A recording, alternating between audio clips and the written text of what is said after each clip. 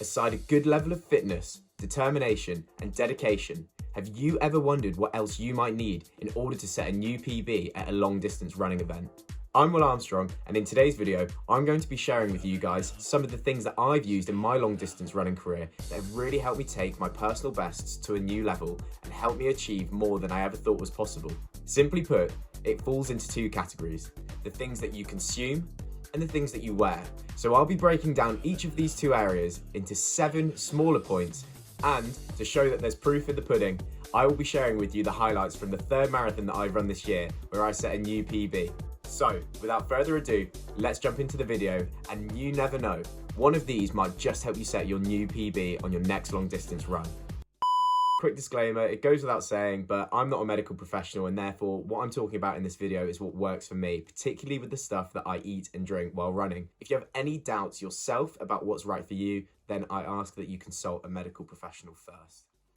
To be super transparent with you guys, what I'll do is I'll show a clip from my marathon, talk about how I was feeling quickly, and then get into the content regarding the things that you can consume and the things that you can wear in order to help you set a new long distance running PB. I didn't record myself starting off this marathon, so I do apologise for that, but just to give you the lowdown, this is how I felt going into this 3rd marathon. Physically, going into this one, I felt great. I'd actually managed to run quite a lot between my 2nd marathon at the end of February and this 3rd marathon at the end of March. I know that I said I wasn't going to be racing all of these marathons, but seeing as this marks a quarter of the way through my 12 marathon challenge this year, it was a great opportunity to set a benchmark and see where I could progress between now and the end of the year. One of the bigger challenges on this run was the fact that mentally I had to overcome the fact that I was running 77 laps of a playing fields running track. But anyway, that's the quick breakdown. Let's jump into the main body of this video. Good morning, everybody. 5k in. Maddie is here running with me. She's joining for the first 10k. Just had Fee as well for the first 5. Things are feeling very good. The track isn't boring yet, so I'm ready to keep pushing on. And hopefully we can hit a 4:30 today. Let's have it. So 5k in, there really isn't a lot to talk about. I was actually just feeling more than okay. Throw the split up on screen. The weather was really rubbish to start with. It was raining, it was cold, it was windy, but luckily I had Maddie and Fee alongside me. So thank you to you guys for coming down and giving me that support. Now, even though I didn't feel thirsty 5 kilometers in, I was already being consistent with the amount of water that I was consuming. This is the first consumable that I want to talk about with you guys. How much should you be drinking during a long distance event? To be honest with you, it actually varies massively between different people. Fee, who joined me on the start of the run, has said before that she's consumed between half a litre and a litre on a marathon, whereas I myself have consumed up to 2.5 litres while running those 42 kilometres before. It will really depend on your sex, your height, your weight, and also your water loss rate. How much are you sweating? How much water are you losing on your runs? And a really good way to test this out, which I did, is to go on a few runs of different distances, assess how much water you believe that you're losing. Are you a heavy sweater? Are you a light sweater? Because these things will really help you understand how much water that you need to consume in order to maintain a steady level of water retention throughout the race. I'm not a scientist, and I definitely don't need to tell you this, but if you don't drink water at all when running a long distance race, it's not going to end well. So make sure you're consistent with your water drinking and use trial and error in order to assess how much you need to be taking on board during your long distance runs. 10k in, around the track. It's super forgiving on the knees and ankles, so I'm feeling really good. Still on pace, generally pretty optimistic. The weather's cleared as well. Got no reason to not attack the next 30 odd k and see what we can do. I'm just waiting to see if that boredom kicks in or not. Let's have it. At 10k in, I was actually pretty relieved to find that I wasn't discovering the track to be super boring. Obviously that's a quarter of the run down pretty much, and the fact that it was still really enjoyable was a very good place to be in moving forward, knowing that I had 30k left to go. With that in mind, I felt really positive mentally, and physically I was still nailing my paces, well on track to go sub 4:30, so there was no reason for me to feel that I couldn't achieve the personal best that I had in mind.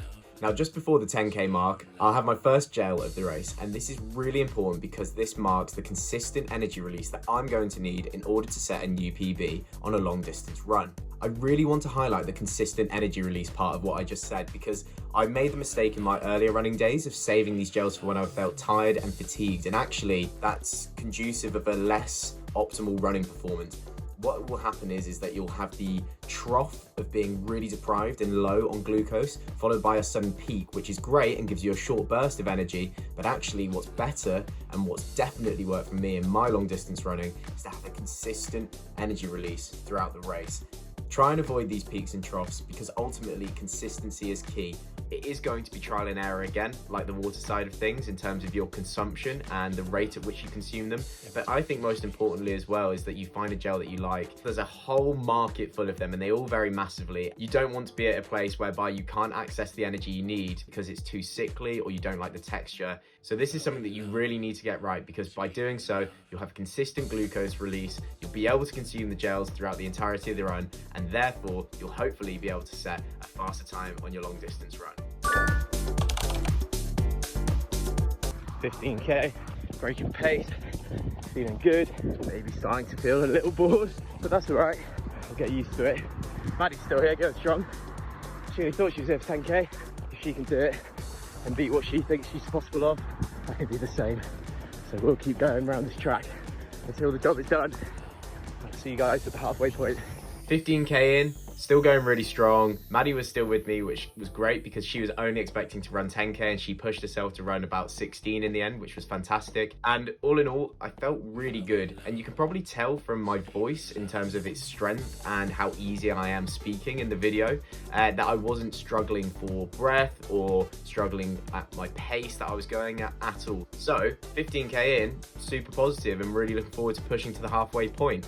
At 15K, I will have also taken my first salt tablet, and it's not just salt but also your electrolytes that you really need to get right while running in order to avoid, or do a better job of avoiding, the dreaded cramp that can hit a lot of long distance runners. I don't need to go into why cramp is a bad thing, because it will almost certainly stop you hitting a PB, and more importantly probably, you want to avoid any injury that can arise from having cramp. Now, I won't be the first to admit that I found it really difficult to want to get the whole electrolyte and salt balance correct, because it is quite an unfriendly area for beginner runners. What I found to be really helpful was doing a simple test of how salty was my sweat, which sounds strange, but actually by working that out, you can then start to understand how much salt you need to take on board. And from there, if you take a combined tablet, such as a High Five nutrition tablet, which I absolutely love, this isn't sponsored by the way, what you'll do is you'll get an overall dose of electrolytes in that tablet, which keeps you going. And one of your options is to consume multiple of these tablets in a race. Alternatively, you can actually buy salt tablets as they were. I'll throw them up on screen, the ones that I use, and link them below. And salt tablets are really great for just getting a quick burst of salt, as it were, I guess, without having to consume all the liquid that an electrolyte tablet dissolved in water would otherwise have you do. In previous marathons, what I found helpful is to do a combination of a electrolyte tablet dissolved in water, which I can drink as I run and keep a consistent administration going, as well as taking a salt tablet every 10K or so in order just to boost up my levels and try and prevent any cramp from happening whatsoever. I'd actually say that this is probably the most important thing to get right, and I've suffered from cramp in long distance runs before, which has ruined any fun that I was having. There are some really good resources online which basically will help you decide what the right salt intake and electrolyte balance is for you, which I've used, and it's really helped me out in my runs. I'll put a link to those resources in the description below. Halfway, feeling all right. Not too bored of the track yet. In fact, I'm gonna turn around. Woo. Off we go. Change the direction of run. Now it's pushed to 30K, and then the race begins. Oh, come on. Let's have you. The halfway house, I felt really good. The video speaks for itself again in that I don't sound that I'm really tired. I don't sound like I'm struggling. Everything was ticking over really nicely. I ran the first half at 2 hours, 8 minutes. Even if it's not necessarily the right tactic, I'd banked quite a lot of time going into the second half. And I was really optimistic about hitting the sub 4.5 hour target that I set at the start of this marathon. Now, as you will have seen in that video, I turn around and start running in the other direction. And one thing that I need to do that successfully is a solid pair of running shoes. So let's talk about the second area of items that can really help you when running a long distance event, and that is what you wear. The first item being your pair of shoes. Now, I'm still relatively new to the long distance running game, and therefore I'm not quite a massive shoe geek yet, although I am definitely getting there. And the pair of shoes that I run in at the moment were a serious upgrade from what I was using before to run half marathons. That initial shoe was an Asics Gel Kayano 28, I believe. I'll throw a picture up on screen. And after running a half marathon in those, I needed something a hell of a lot better going into the more long distance stuff. So at the back end of December in 2023, I went to my local running store, tried on a few different shoes, worked out what was right for me, and eventually I decided to pick up the Mizuno Series 20, which is an amazing shoe. It's taken me, well, through 3 marathons already, plus all the training in between. And it is just fantastic for stability as well as the shorter and longer runs. So all round a really great shoe. And I have just picked up my first running super shoe, the Saucony Endorphin Pro 4, and I cannot wait to run my 4th marathon in those shoes. I think it will provide a massive mental boost as well as a performance boost from the actual composition of the shoe, with it having a carbon plate as well as certain power foams. All in all, to have a Saucony Endorphin Pro 4 is a massive step up for me in terms of the technology that I'm wearing on my feet. And actually, it's a really good point that I sort of raise here in this progression of my shoes, as it were, that as you get further into your endurance running, it is something that you will want to consider upgrading. Ultimately, having a great running shoe really can make probably the biggest immediate difference in your times that you're running, and the mental and physical boost that it provides will be huge in hopefully breaking your PB. And yes, socks are super important as well, but I will speak about them later. 25k in, feeling all right. Just want to hit 30, to be honest, because that's when the test begins. Starting to feel a little tired now, so it'll be interesting to see how things go. Until then, over and out. 25k in, it definitely started to get tougher. There was no doubt about that at all. Kept on running, kept on pushing on. At the end of the day, there was a job to do. There was a PB to chase down. I'll throw the split up on screen now. The next piece of equipment though, I might have been better without at this point, and that is the running vest. Now, I use a Salomon Active Skin 8, which is brilliant and has loads of space in the back for a change of clothes, spare food, spare water, you name it, as well as carrying 2 bottles on the front which can contain up to 500 ml of fluid each, and for storing gels, electrolytes, my phone, any accessories that I need. The flexibility and accessibility is fantastic. However, accessibility and flexibility also come at a cost, and that cost is weight and therefore energy, and ultimately it could be your time and not setting a PB. Do you really want to be carrying potentially up to an extra kilogram of weight? I think not. The vest itself does only weigh 275 grams, which is super lightweight. But once you start adding gels, water weight, which can be up to a kilogram if you carry the full litre, it really starts to add up, and that can have a detrimental effect, especially if you're setting a PB. So I think it really does come down to what you're running and where you're running. If you're running a really long distance event, such as a marathon, but you're doing it on your own, you would be smart to take a running vest with you, since you can carry your own fluids and have everything that you need for the entirety of the run at your disposal. However, if I was running an official event, or in this case, running laps around the park, and I can have people on standby, or I can put bottles of water down, I don't think it's the best call in the world, and that might have actually been a mistake in my 3rd marathon to run with that vest on for the entire time, since it did add additional weight and ultimately cost me more energy and potentially time on my PB. So overall, I'd say assess the run that you're going on, and do you really need a running vest? Does accessibility and flexibility have a net cost or a net benefit to you? Weigh these things up and decide for yourself. At the end of the day, it's your call. 30k, feeling pretty gross. Next 5k is the hardest. We know this. Just gotta push through. Let's go. Come on.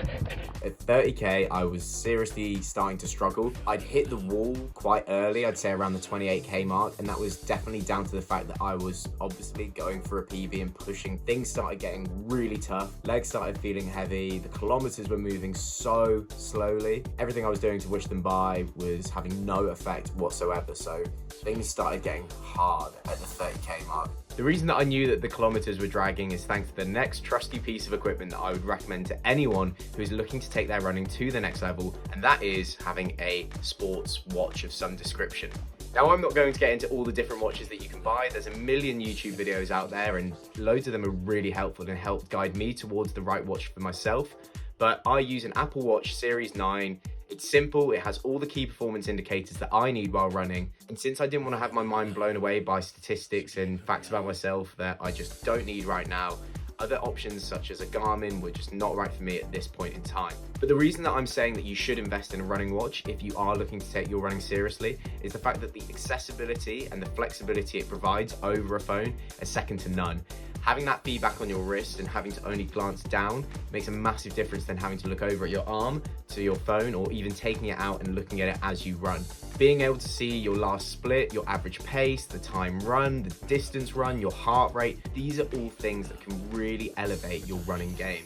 And actually, this is something that I'm only starting to explore myself, but the heart rate measurements are a seriously great tool to use for training, as well as sort of keeping your running pace at an acceptable level when you're going on those longer runs and understanding where your thresholds lie. For me, the level that I'm at, the Apple Watch does it all, and I know that everyone has a really strong opinion about the different watches that are out there, but like I say, this is my personal experience, and for where I'm at, this watch does the job now, and I'm sure when I have the money, I will hopefully upgrade to a Garmin in the future, but for now, I'll stick with what I know and what works for me, and that's ultimately what should drive your decision too. I'm really sorry that I don't have any footage from 35k or immediately after the run or in the last couple of kilometers. It probably goes without saying that I was struggling at this point, but I was really pushing myself to the next level and having to dig deep to stay on pace and to eventually hit the sub 4.5 hour mark, which I successfully did, running in 4:23:57. Super happy with that, and it's a great landmark to set a quarter of the way through the 12 marathon challenge for this year.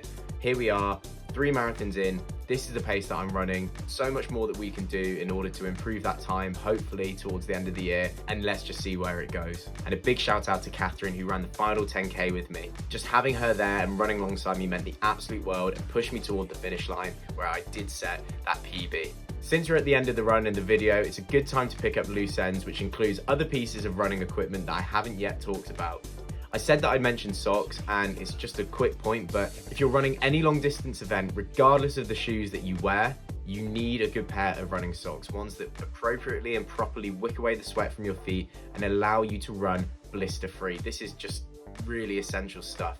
I made the mistake of running in just standard 100% cotton socks, and my feet paid the price. Do consider purchasing a proper pair of socks. I guarantee you that it will be worth it and definitely save your feet the pain in the long run. I also wear a hat when I run because I have sort of long hair and it gets in my eyes and my face, especially when I start sweating. So to keep my hair out of the way, it works a treat, as well as covering my eyes from any sunlight on a bright day. Again though, a cap is personal preference as much as it is practical. Another popular piece of equipment which I don't currently own yet, but I'm looking to purchase soon, is a pair of running sunglasses. And again, this is a really expansive market. I don't know a lot about it, but for many people, they claim that it really helps them run, keep dust out of their eyes, obviously protects their eyes as well from UV rays, which is the function of any good pair of sunglasses. And overall is probably a piece of equipment that most runners would add to their locker sooner rather than later, myself included. If anyone wants to join me on my future marathons, do let me know. I will be posting the locations as well as the times and where you can join throughout the run on my Instagram. It's about getting people down and raising awareness about mental health and showing that as a collective, we do care. Anyway, guys, that concludes today's video. I hope you learned plenty about the equipment and the things that you can consume, which will hopefully elevate your run to the next level, allowing you to chase down the PBs that you have in mind. My 4th marathon is just around the corner, and after that, there's another 8 to go. So we're making good progress on this year. The challenge is going well. The link to donate is in my description as well as my bio. And if you want to stay updated on the progress that I'm making with my mission, whether that's through fundraising, getting people involved, or other things that I do between the marathons to raise awareness for my 2 mental health charities, then please do follow my Instagram. I hope you all have a great day, and I'll see you on my next video. Adios.